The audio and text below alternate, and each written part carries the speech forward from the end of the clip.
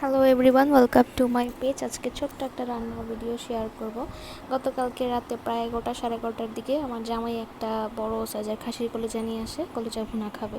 আমি এর আগে কলিজা ভুনা খেয়েছি, কিন্তু রান্না করা কাটাকুটি করা এগুলো করা হয়নি। ওটা দেখি আমার কেমন জানি লাগছিল, ধরতে ইচ্ছা করতেছিল না, কেমন জানি অনেক বড়। তো বলতেছে যে আমি এটা কেটে কুটে তোমাকে সেটিংস করে দিচ্ছি।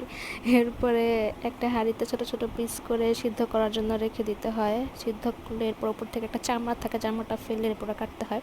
এরপর ও কেটে দিচ্ছিল ছোট ছোট করে, আর প্যান প্যান করছিল, বলতেছিল চাকুতে ধার নাই, চাকু দিয়ে কাটে না, নিজে কাটতে পারে না, তার নাই খবর। আসলে বেটা মানুষ আর কি, যা হয়। তারপরও কেটে টেটে দিছে, অনেকটা হেল্প করছে, কেটে দিয়েছে, পরে পরিষ্কার করে দিছে। একদমই ছোট ছোট পিস করলে কলিজা ভুনা খেতে নাকি অনেক মজা হয়, তাই যতটুকু সম্ভব ছোট ছোট পিস করতেছিল। আমিও হেল্প করি, কিন্তু ও বেশিরভাগটাই করে। এরপরে ভিনেগার দিয়ে কলিজাটাকে ভালো মতো ধুয়ে নিতে হয়। একদম ভিনেগার দিলে আর কি গন্ধটা থাকে না, কলিজার যে একটা স্মেল থাকে। ভিনেগার দিলে কলিজার কেন, কোনো মাংস বা মাছে কোনো স্মেল থাকে না ভিনেগার দিয়ে ধুইলে। তো এটাকে ভালো মতো একদম প্রায় 7-8 বার ধোয়। এরপরে আমি এদিক দিয়ে পেঁয়াজ আলু টালু কেটে নিই, ধোয়ার পরে ক্লিন টিন করার পরে রেখে দিই। এরপর গুঁড়ো মশলাগুলো রেডি করে নিই, জিরা ধনিয়া জয়ফল জয়ত্রী কালো গোলমরিচের গুঁড়া শুকনো মরিচের গুঁড়া, গোটা কিছু রসুনের কোয়া আর কাঁচামরিচ। পরিমাণটা লিখে দিয়েছি, দেখে নেবেন। আর একটা কড়াইতে গোটা গরম মশলা দিয়ে নিলাম, তেজপাতা আর পেঁয়াজগুলো দিয়ে ভালো মতো ভেজে নিচ্ছিলাম।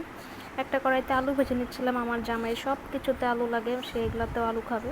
এরপরে পেঁয়াজের মধ্যে আদা রসুন বাটা দিয়ে ভালো মতো নেড়ে চেড়ে কষিয়ে নিচ্ছিলাম, যাতে আদা রসুনের কাঁচা স্মেলটা না থাকে। এরপর সব গুঁড়ো মশলা দিয়ে দিলাম। এরপর পরিমাণ মতো হলুদ লবণ দিয়ে ভালো মতো কষিয়ে নিতে হবে। একটু ভালো মতো জল দিয়ে কষিয়ে নিতে হবে, যাতে করে মশলাটা ভালো কষায়। মশলা কষানো বেশি হলে কলিজা ভুনা খেতে মজা হয় বেশি। এরপর কলিজা আলুগুলো দিয়ে দিলাম, আমার একটু পানি ছেড়ে যায় এখানে। এরপর কষানোর এক পর্যায়ে এখানে গোটা রসুন আর কাঁচামরিচ দিয়ে দিলাম, ভালো মতো কষাতে হবে। যত কষানো হয় কলিজা ভুনা খেতে অনেকটা বেশি মজা হয়। এরপর কষানোর শেষ পর্যায়ে গরম মশলা গুঁড়া দিয়ে নামিয়ে নিব। আর আমি কিন্তু কোনো পানি ইউজ করি না, এমনিতে একটু পানি উঠেছিল। তো রান্না করতে করতে এরকম একটু ছেঁকা খেয়েছিলাম। তো এই তো আমার রান্না শেষ। প্রথমবার কলিজা ভুনা করে যা বুঝলাম, কলিজা ভুনা করতে বেশিক্ষণ সময় লাগে না আসলে। তো সবাই ভালো থাকবেন, ভিডিওটা দেখার জন্য থ্যাংক ইউ।